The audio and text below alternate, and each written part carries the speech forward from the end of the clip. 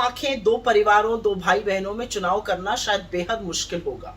और ऐसी ही कुछ द्वंद, ऐसी ही कुछ दुविधा राहुल जी के सामने भी रही होगी जब उनको रायबरेली और वायनाड में से एक चुनना था। खैर, निर्णय हो चुका है और वो रायबरेली के सांसद बने रहेंगे। लेकिन जैसा कि उन्होंने वायनाड के लोगों से वादा किया था और कहा था, मैं ऐसा निर्णय लूंगा जिससे दोनों लोग खुश होंगे, वायनाड का प्रतिनिधित्व अब प्रियंका जी करेंगी। और सही भी है, अगर परिवार बोला है तो परिवार को तो परिवार के सदस्य के हवाले ही किया जाता है। कौन नहीं जानता प्रियंका जी की नेतृत्व की क्षमता को और लोगों के प्रति उनके अपार स्नेह को। तो वायनाड को तो सबसे पहले बहुत बहुत बधाई हो।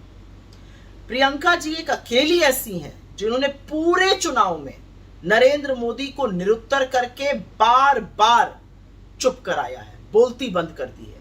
चाहे वो मंगलसूत्र जैसी बात हो, या भैंस ले जाने जैसी बेसिर पैर की बातें हो, या मुजरा जैसा अपशब्द हो, अपनी दो टूक वक्तव्यों से, भाषणों से पूरे संयम, पूरी मर्यादा, पूरी गरिमा के साथ नरेंद्र मोदी की जो रची गढ़ी छवि थी उसको बेरंग कर दिया है। मैंने प्रियंका जी को बड़े करीब से लड़ते हुए देखा और क्या कमाल का लड़ती हैं। वो पूरी शिद्दत से लड़ती हैं, बेहद मेहनती हैं, बेहद जुझारू हैं और सबसे ज्यादा बेहद निर्भीक हैं। अन्याय के खिलाफ डटकर खड़ी हो जाती हैं और लड़ाई को अपने अंतिम पड़ाव तक लेकर जाती हैं। वो जितनी शिद्दत से लड़ती हैं उतनी ही बेपनाह मोहब्बत भी करती हैं। उनका कलेजा जो है वो बिल्कुल मोम जैसा है, किसी के खिलाफ अत्याचार सह नहीं सकती है, किसी के दुख को देखकर असहनीय हो जाता है, उसके लिए जरूर लड़ती हैं। बेहद समर्पित माँ हैं, पत्नी है, बहन है, बेटी है, अपनी जिम्मेदारियों का पूरी तरह निर्वाह करती हैं। और सबसे बड़ी बात यह है कि बड़े बड़े मुद्दों पर पकड़ रखती हैं, लेकिन उतनी ही तल्लीनता से छोटी छोटी बातों का भी ख्याल रखती हैं और यह उनको बेहद खास बनाता है।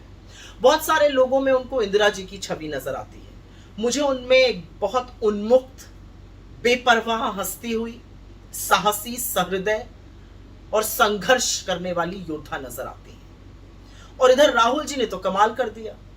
जो 5 पीढ़ियों का संबंध था उत्तर प्रदेश से वो और प्रगाढ़ हो गया। प्रयागराज से जो जड़ें निकली थी वो अब सिर्फ रायबरेली, अमेठी नहीं, पूरे उत्तर प्रदेश में फैल चुकी हैं।